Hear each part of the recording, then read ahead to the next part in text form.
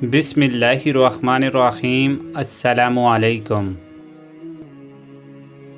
सुल्तान महमूद गज़नवी का दौर था कि एक शख्स की तबीयत नासाज हुई तो तबीब के पास गया और कहा कि मुझे दवाई बना के दो।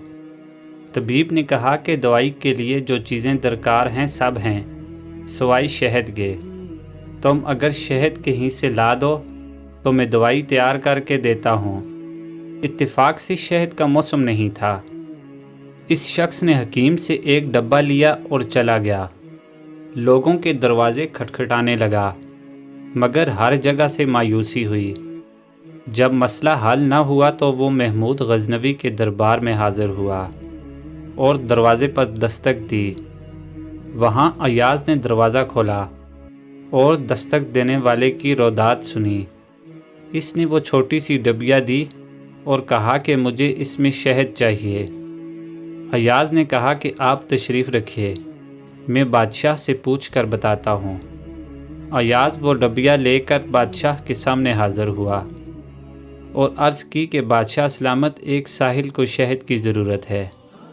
बादशाह ने वो डबिया ली और साइड में रख दी। अयाज़ को कहा कि 3 बड़े डब्बे शहद के उठा के इसको दे दिए जाएं। अयाज़ ने कहा, हुजूर इसको तो थोड़ी सी चाहिए, आप 3 डब्बे क्यों दे रहे हैं? बादशाह ने अयाज़ से कहा, अयाज़ वो मज़दूर आदमी है, इसने अपनी हैसियत के मुताबिक मांगा है। हम बादशाह हैं, हम अपनी हैसियत के मुताबिक देंगे। मौलाना रूमी फरमाते हैं, आप अल्लाह पाक से अपनी हैसियत के मुताबिक मांगें, वो अपनी शान के मुताबिक अदा करेगा। शर्त यह है मांगें तो सही।